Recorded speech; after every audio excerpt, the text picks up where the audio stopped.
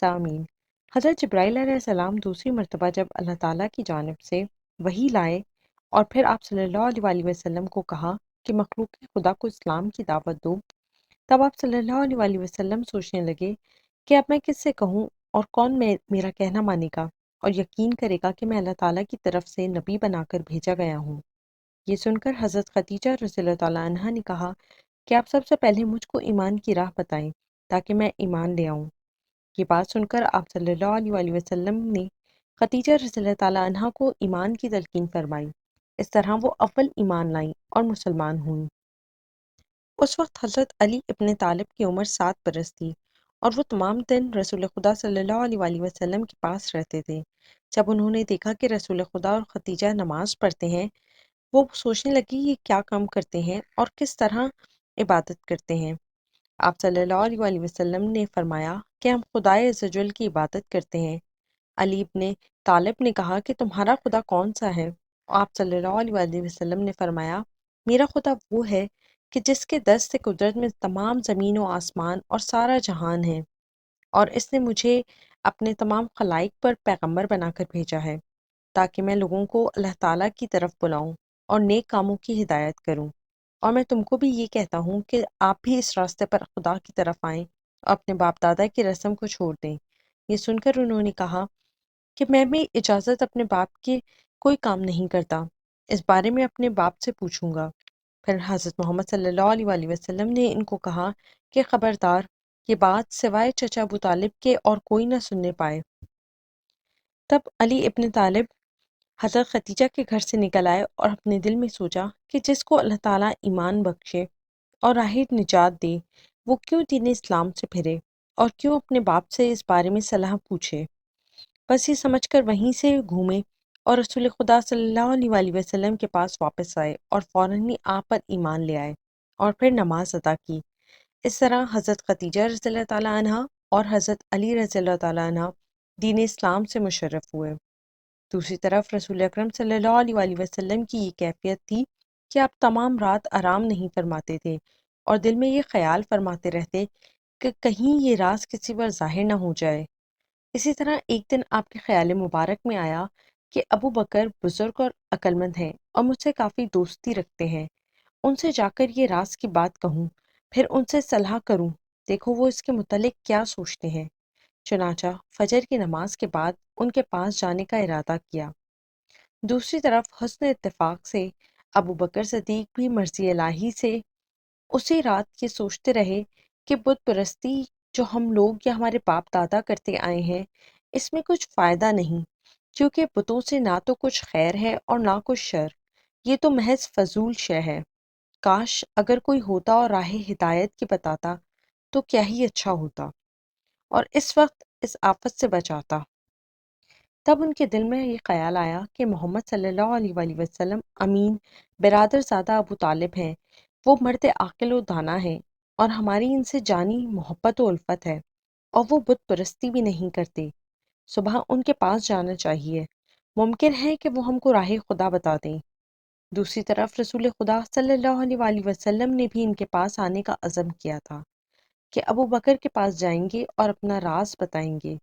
اتفاقاً راہ میں دونوں کی ملاقات ہوئی اور رسول خدا صلی اللہ علیہ وآلہ وسلم نے ابو بکر صدیق سے فرمایا کہ میں آپ کے پاس آتا تھا تاکہ آپ سے کچھ مشورہ کروں۔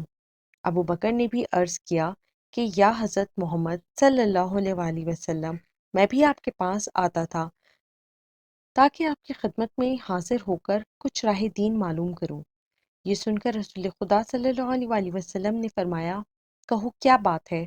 حضرت ابو بکر نے کہا کہ آپ ہی فرمائیں کیا بات ہے۔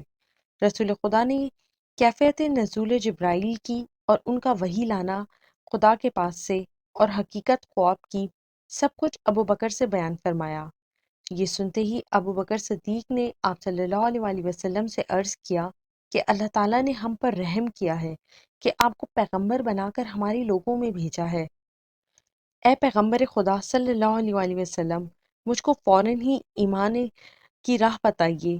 پھر رسول خدا نے ابو بکر صدیق کو راہ ہدایت بتائی اور وہ فوراً ہی اسلام و ایمان سے مشرف ہو گئے۔ انہوں نے وضو کیا اور نماز پڑھی۔ ایک حدیث میں آیا ہے کہ رسول خدا صلی اللہ علیہ وآلہ وسلم نے فرمایا کہ میں جس کسی کو ایمان کی دعوت دیتا تھا وہ فی الفور ہی انکار کر دیتا تھا، لیکن ابو بکر صدیق نے انکار نہیں کیا اور فوراً ہی با اسلام ہو گئے۔ ایک روایت میں یہ بھی ہے کہ عورتوں میں سب سے پہلے حضرت خدیجہ الکبریٰ ایمان لائیں اور لڑکوں میں حضرت علی ابن ابی طالب ایمان لائے۔ نوجوانوں میں سب سے پہلے حضرت بلال حبشی ایمان لائے تھے اور آزاد کردہ غلاموں میں زید بن حارث ایمان لائے تھے، اور یہ بہت بڑی سعادت مندی ہے کیونکہ یہ مرتبہ اور کسی صحابی کو میسر نہ ہوا۔ اسی طرح تقریباً 39 آدمی ایمان لائے، لیکن پھر بھی اپنا دین پوشیدہ رکھتے اور نماز خفیہ پڑھتے تھے۔ ایک دن کوہ ہرا میں حضرت صلی اللہ علیہ وآلہ وسلم نے ابو طالب کی دعوت کی اور ان کو راہ ہدایت کی طرف توجہ دلائی، لیکن اس کے جواب میں ابو طالب نے کہا کہ میں اپنے باپ دادا کے دین کو نہ چھوڑوں گا۔ ہاں، تم کو جو کچھ خدا نے فرمایا ہے تم اس پر قائم رہو، اور میں ہمیشہ تمہارا پشت پناہ رہوں گا اور کوئی ایذا نہ دوں گا، اور میرے ہوتے تمہیں کوئی ایذا نہ دے سکے گا۔ ابو جہل کو جب خبر اسلام پہنچی تو وہ مردود کہنے لگا کہ میں اگر جانتا کہ لوگ محمد ابن عبداللہ پر ایمان لائیں گے تو میں ان کا سر پتھر سے کچلتا۔ جب اہل مکہ نے حضرت صلی اللہ علیہ وآلہ وسلم سے دین اسلام کی بات سنی تو بہت زیادہ برہم ہوئے اور اس کی پاداش میں بہت ظلم و ستم کیے۔ آپ صلی اللہ علیہ وآلہ وسلم سے بے ادبی بھی کی اور آپ صلی اللہ علیہ وآلہ وسلم پر ایمان لانے والوں کو بہت ستایا۔ ایک دن حضرت صلی اللہ علیہ وآلہ وسلم سجدے میں مشغول تھے کہ عقبہ ابن ابی معیط نے حضرت محمد صلی اللہ علیہ وآلہ وسلم کی گردن مبارک پر کپڑا ڈالا اور دونوں کنارے اپنے ہاتھ میں لے کر زور سے کھینچنے لگا۔ پھر حضرت ابو بکر صدیق رضی اللہ تعالیٰ عنہ نے آ کر چھڑایا۔ ایک اور روایت میں ہے کہ ایک دن حضرت صلی اللہ علیہ وآلہ وسلم بیٹھے تھے کہ ابو جہل لعین نے آ کر مٹی کی ٹوکری سر مبارک پر آپ کے ڈال دی۔ حضرت عائشہ صدیقہ رضی اللہ تعالیٰ عنہا نے فرمایا کہ میں نے ایک روز رسول خدا صلی اللہ علیہ وآلہ وسلم سے پوچھا، یا رسول اللہ، کوئی دن جنگ احد سے زیادہ تکلیف دہ ہے جس روز آپ کے دشمنوں نے آپ کے دندان مبارک شہید کیے تھے؟ آپ نے فرمایا کہ ایک دن میں کافروں کی جماعت کو ہدایت کرتا تھا اور انہوں نے میری تصدیق نہ کی اور مجھ کو کئی قسم کی تکلیف دیں اور مجھ پر ظلم کیا، یہاں تک کہ پاؤں کے تلووں تک سے میرے خون نکل آیا۔ اس حالت میں نے درگاہ الہی میں عرض کی۔ چنانچہ دربار الہی سے ایک فرشتہ جو پہاڑوں پر موکل ہے، اس نے آ کر مجھے سلام کیا اور کہا کہ آپ کی آزردگی موجب ہے تمام فرشتوں کے لیے۔ اگر آپ مجھے حکم فرمائیں تو میں ان دونوں پہاڑوں کو بحکم الہی جو کہ مکہ کے گرد واقع ہیں ملا دوں اور تمام زمین مکہ کی الٹ کر پلٹ کر دوں تاکہ اس کی پہچان بھی نہ ہو سکے۔ آپ کا حکم ہوا، آپ کا جو حکم ہو میں بجا لاؤں۔ تب میں نے کہا کہ اللہ تعالیٰ نے تو مجھے رحمت للعالمین بنا کر بھیجا ہے، نہ کہ کسی قوم کے ہلاک کرنے کے واسطے۔ ایک روایت میں آیا ہے کہ جس وقت 19 صحابہ با اسلام ہوئے تب حضرت ابو بکر صدیق نے رسول خدا صلی اللہ علیہ وآلہ وسلم سے التماس کی، یا رسول اللہ، کیوں ہم اپنے اسلام کو اب چھپائیں، اور اب بہتر ہے کہ علی و اعلان عبادت کریں اور لوگوں کو اسلام کی دعوت دیں۔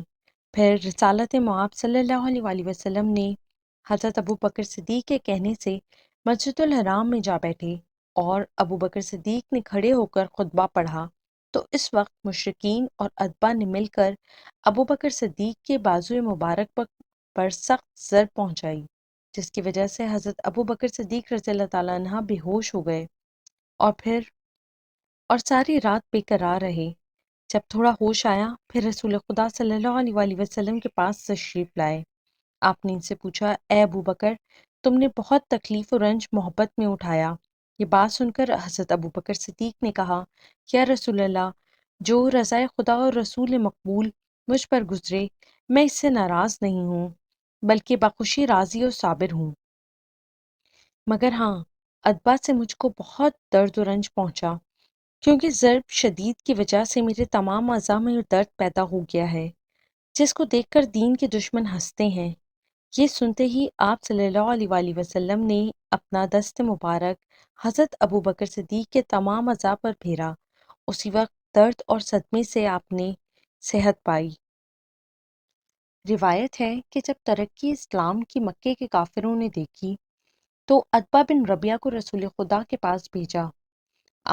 اس نے آ کر آپ صلی اللہ علیہ وآلہ وسلم سے عرض کی کہ اے میرے بھتیجے محمد ابن عبداللہ، تم حسب نسب میں سب سے اعلیٰ درجہ رکھتے ہو، پھر بھی تم نے ایسا کام اختیار کیا ہے کہ اس سے اپنے ماں باپ کا کفر لازم آتا ہے اور آباء و اجداد پر طعنہ ہوتا ہے۔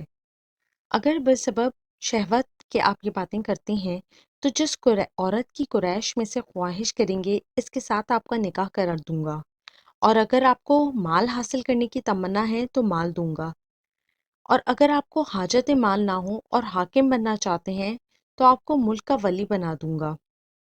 حضرت صلی اللہ علیہ وآلہ وسلم نے اس کے بعد یہ آیت پڑھی۔ ترجمہ: بس اگر وہ منہ پھیریں تو کہہ میں نے خبر سنا دی تم کو عذاب آسمان سے مانند عذاب قوم عاد کے اور قوم سمود کے۔ پھر عتبہ بن ربیعہ نے کہا کہ سوائے اس کے اور کچھ یاد نہیں آتا۔ ناچار ہو کر عتبہ بن ربیعہ نے اپنی قوم سے کہا کہ میں نے ایک بہت بڑا کلام محمد ابن عبداللہ سے سنا کہ وہ کبھی کسی سے نہیں سنا، بس اب ان کی اصلاح یہی ممکن ہے کہ ان کو ایذا دینے کی کوشش نہ کریں اور ان کو اپنے حال پر چھوڑ دیں، اور اگر تم ان سے لڑنا چاہتے ہو تو بے فائدہ ہوگا، کیونکہ اگر تم ان پر غالب ہو گئے تو کوئی بھی چیز تمہارے ہاتھ نہ آئے گی، اور اگر وہ تم پر غالب ہوئے تو جو ملک تمہارا ہے وہ ان کے ہاتھ آ جائے گا۔ بس عتبہ بن ربیعہ سے یہ سن کر مشرکوں نے کہا کہ شاید تجھ کو اس نے جادو کیا ہے، اسی وجہ سے تو اس کی طرفداری کرتا ہے۔ عتبہ بن ربیعہ نے کہا جو میری عقل میں آیا وہ میں نے تمہارے سامنے کہہ دیا، آگے تم لوگ مختار ہو۔